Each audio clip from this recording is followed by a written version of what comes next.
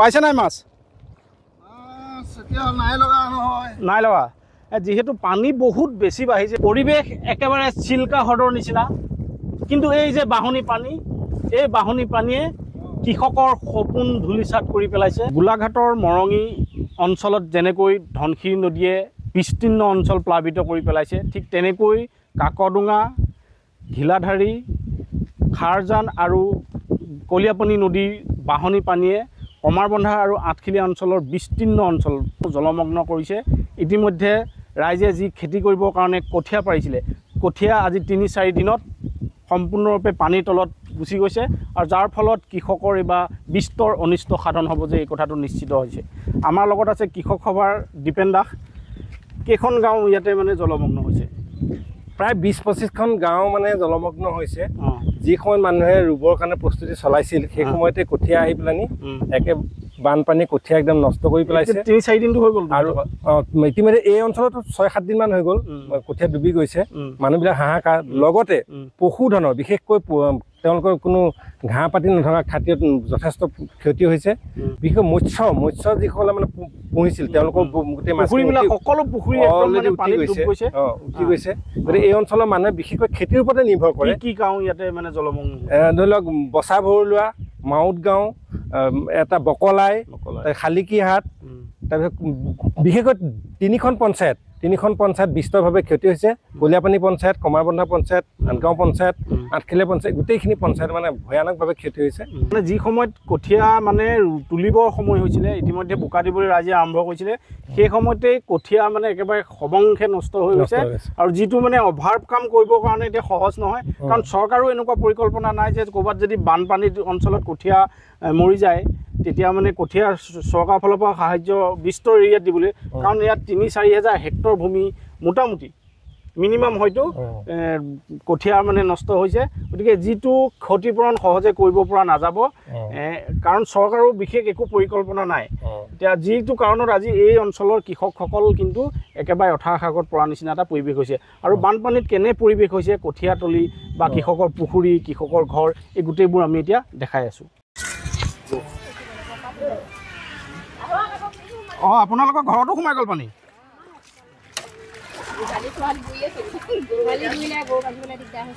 গৰুবিলাক ক'ত ৰাখিছে এতিয়া খাদ্য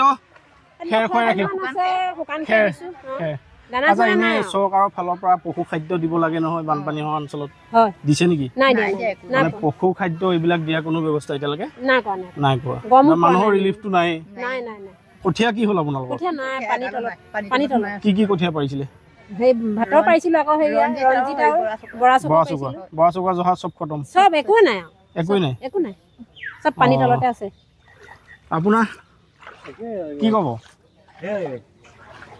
আগতে হৈছিলে নেকি এনেকুৱা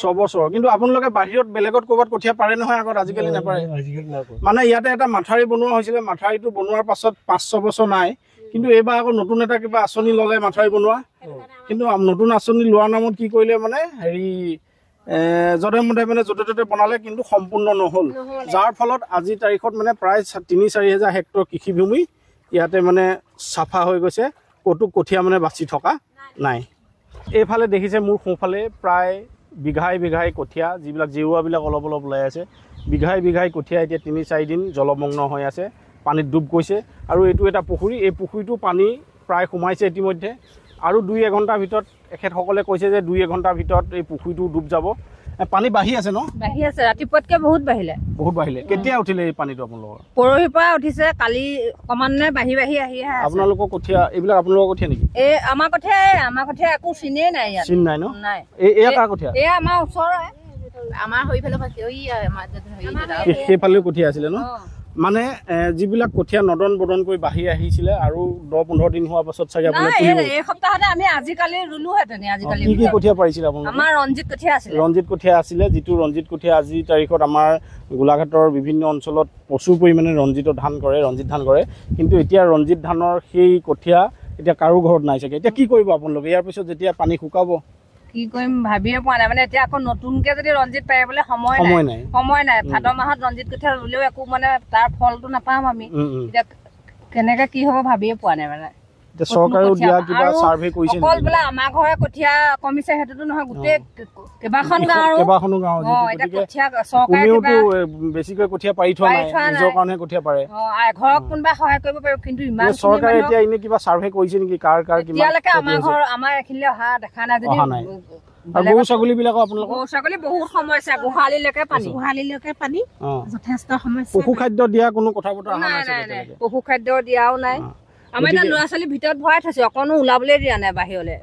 এতিয়া কেইখনমান গাঁও ইয়াতে পানীত ডুব গৈছে? এইফালে 8 গাঁও পঞ্চায়তৰ এইফালে গৈছে, আমাৰ কমাৰবন্ধা পঞ্চায়তো গৈছে 8-10খনমান গাঁও, প্ৰায় 8-10খন গাঁও ডুব গৈছে বুলি কৈছে। আৰু এইফালে আপোনালোকে চাওক বিস্তীৰ্ণ অঞ্চলত কেৱল পানী আৰু পানী আৰু পানী। অকল মুঠাইটোহে ওলাই আছে। যি বছৰে বছৰে বান্ধে সেই বছৰে পানী আহে। তাৰ আগত 5 বছৰ আগত নে 6 বছৰ আগত বান্ধিছিলে, তেতিয়াও পানী হৈ গৈছিলে। মাথাউৰি বন্ধা বছৰটোত পানী, মানে আচলতে পৰিকল্পনা অভাৱত এনেকুৱা হৈছে নেকি? হ'ব, আমি সেইটো বুলিয়ে ভাবো। আৰু এতিয়া গছ গছনি মানে ঠিকাদাৰক ঠিকা দিব লাগে, দি দিছে কোটি টকা ঠিকা, আৰু কেনেকৈ বনাইছে তাত কোনো পৰিকল্পনা নাই, কেতিয়া সম্পূৰ্ণ হ'বগে। আৰু বাৰিষা আগে সম্পূৰ্ণ কৰিব লাগিছিলে। আৰু বিশেষকৈ এতিয়া গছ গছনি এজোপাও নাই, চব কাটি ধ্বংস কৰিলে। এতিয়া পথাৰত যদিও খেতি কৰিলেহেঁতেন মানুহৰ বহুত কষ্ট হ'লহেঁতেন, চাহ বুলিবলৈ মানে অকমান ৰং বুলি ক'ব। গছ গছনি কাটিলে, নদী বালি খান্দি কেৱল জিৰণি ল'বলৈ খেতিয়কৰ মাথাউৰি বান্ধিলে, কিন্তু মাথাউৰি বন্ধাৰ কোনো পৰিকল্পনা নাই। এফালৰ পৰা বান্ধি গৈছে, এফালৰ পৰা খহাই গৈছে, কোনফালে পানী সোমাব কোনফালে পানী ওলাব কোনো হিচাপ নাই। দুৰৱস্থা হ'ব, হিচাপ নকৰিলে, একোৱে নকৰিলে। কিন্তু ইমানৰ পাছতো এতিয়াও ইয়াতে চৰকাৰৰ প্ৰশাসনৰ কোনো মানুহ আমি দেখিবলৈ পোৱা নাই। এতিয়ালৈকে নাই পোৱা আমি দেই, কোনো নাই। আপোনালোকৰ কি গাঁও এখন? খাৰজান গাঁও, বচা ভৰলুৱা, তাৰপিছত খাৰজান, আৰু কি গাঁও আছে ওচৰে পাজৰে কৈ দিয়ক? বচাকুমাৰ, নবমুৱা, আকৌ এইফালে আহোম গাঁও আছে, আহোম গাঁও, দবৰাহী, আটাইবিলাক গাঁও পানীত ডুব গৈছে। মানে মুঠতে 10-15খন গাঁও কৃষিভূমি ইয়াতে একেবাৰে শেষ হৈ গৈছে। এইফালে এজন ব্যক্তিয়ে ফাঁচি জাল পাতি মাছ ধৰি আছে। পাইছে নাই মাছ? নাই লগা। যিহেতু পানী বহুত বেছি বাঢ়িছে, সেইকাৰণে মাছ ধৰাৰ মানে পৰিমাণটো একেবাৰে কমি গৈছে ন? মাছ জালত ফচাৰ মানে আশাটো কমি গৈছে। কেতিয়া পাতিছিলে জাল? ৰাতিপুৱা লাগিছিলে অলপ। ৰাতিপুৱা কি মাছ পালে? পুঠি মাছ পাইছিলে। আৰু বেলেগ কিবা অন্য কাৰৈ চৰাই তেনেকুৱা লাগে ন? আপোনাৰ খেতি পথাৰ ডুব গৈছে চাগে, গোটেইখন হেৰি হৈ আছে, জলমগ্ন হৈ গ'ল। এজন ব্যক্তিও কৃষিভূমি, কঠীয়া চাগে আপোনাৰ ডুবি গ'ল। কঠীয়াটো এডৰা বাচি আছে। কি কোন কঠীয়া, কি কঠীয়া বাচি আছে? ৰঞ্জিত কঠীয়া। গৰু ছাগলীও যেনে তেনে ৰৈ আছে, আৰু গৰু ছাগলীবিলাক বাকীবোৰ হেৰি নাই। আচ্ছা, এটা কথা জানেনে, এনেকুৱা যেতিয়া এটা বানপানীৰ পৰিৱেশ হয়, তেতিয়া ডিজাষ্টাৰ মেনেজমেণ্টৰ পৰা পশু খাদ্য দিয়াৰ ব্যৱস্থা আছে। মানে তেওঁলোকৰ ধাৰ্য হৈ থাকে টকাবোৰ পশু খাদ্যৰ নামত। পশু খাদ্য দিছেনে কেতিয়াবা ইয়াত বানপানী হ'লে? আগত বানপানী হওঁতে দিছিলে, এতিয়া এনেকৈ দিয়া গম নাই পোৱা। এইবাৰ এনেই খা খবৰ ল'বলৈ আহিছে নাই কোনোবা বিষয়া বা? তেনেকৈ মই গম নাই পোৱা দেই এতিয়ালৈকে।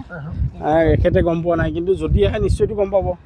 গম পাম বাৰু। পৰিৱেশ একেবাৰে চিল্কা হ্ৰদৰ নিচিনা, কিন্তু এই যে বাঢ়নী পানী, এই বাঢ়নী পানীয়ে কৃষকৰ সপোন ধূলিচাত কৰি পেলাইছে, শ বিঘা কৃষিভূমিত ডুবাই পেলাইছে, আৰু কৃষকৰ লহপহকৈ বাঢ়ি অহা শ বিঘা কঠীয়া সমূলঞ্চে নষ্ট কৰি পেলাইছে।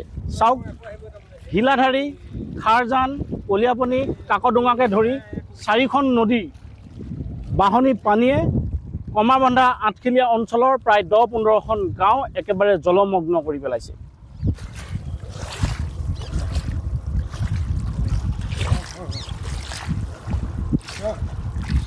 টিলিঙা মন্দিৰলৈ গৈ থকা অৱস্থাত দেৰগাঁৱৰ বালিজানত পুৱতি নিশা এটা দুৰ্ঘটনা হৈছিলে, যিটো দুৰ্ঘটনাত বচা ভৰলুৱাৰ, আঠখেলীয়া বচা ভৰলুৱা গাঁৱৰ প্ৰায় কেইজনমান মানুহ ঢুকাইছিলে আপোনালোকৰ?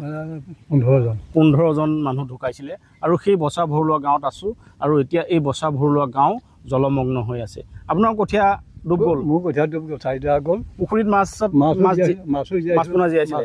কিমান জীয়াইছিলে? মাছ এতিয়া 5,000 টকাত জীয়াইছিলে। 5,000 টকা এখেতে মাছ পোনা জীয়াইছিলে, কিন্তু সেয়া এতিয়া সকলো নাই, শেষ হৈ গ'ল। আৰু কঠীয়া কিমান আপোনাৰ ডুব গ'ল পানীত? মোৰ কঠীয়া এতিয়া 4 ডৰা কঠীয়া। 4 ডৰা কঠীয়া ডুব গ'ল। কি কঠীয়া দিছিলে? এইবোৰ ৰঞ্জিত, বৰা, চকুৱা। এতিয়া আপুনি কেনেকৈ এতিয়া মাটি ৰুব?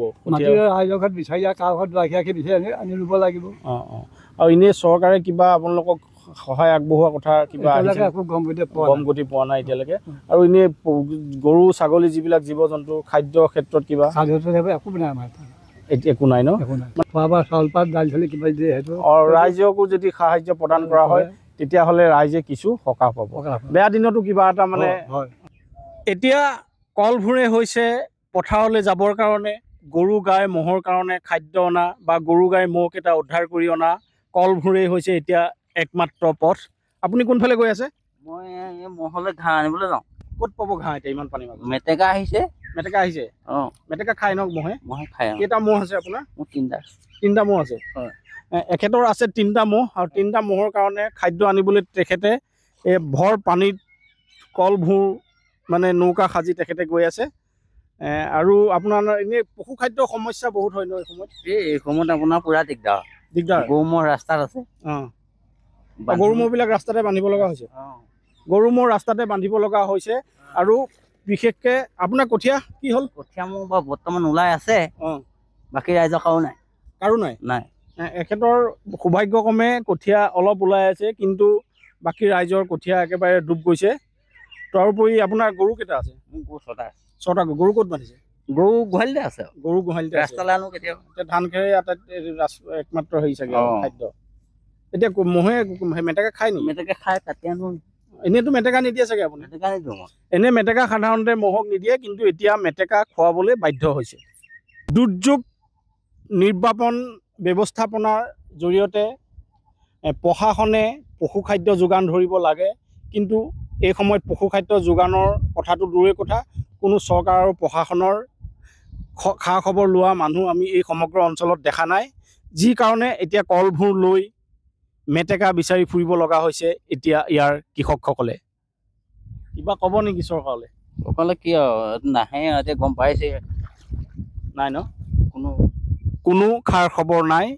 আৰু আমি ৰাইজক আহ্বান জনাওঁ, এই ভিডিঅ'টো শ্বেয়াৰ কৰি দিয়ক, যাতে চৰকাৰ আৰু প্ৰশাসনৰ মানুহে গম পায় যে বছা ভৰুৱা, কুমাৰ বছা, মাউত গাঁও, এই খাৰজান গাঁও, এই অঞ্চলৰ বিশাল অঞ্চলৰ গাঁওবিলাকত এতিয়া বানপানীত কৃষক ডুবি আছে।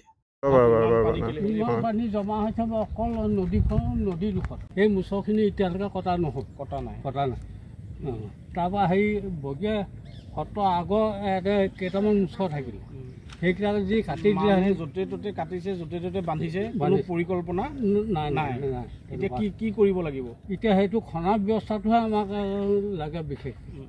মানে ইয়াত বানপানীটো কেনেকৈ নিয়ন্ত্ৰণ হ'ব, নদীৰ সুঁতিটো কেনেকৈ এটা সুন্দৰকৈ পানীখিনি ওলাই গুচি যাব? তাকৰীয়া পানীত আমাৰ এই খাৰজান যিটো ঘিলা ঠাই বা খান্দিলে, এতিয়া তাকৰীয়া পানীত কষ্ট বুজিছে। মানে ক'ৰবাত খান্দিছে, ক'ৰবাত নাই। মানে পৰিকল্পনাৰ অভাৱতে আচলতে ইয়াত এনেকৈ পানী জমা হৈ আছে।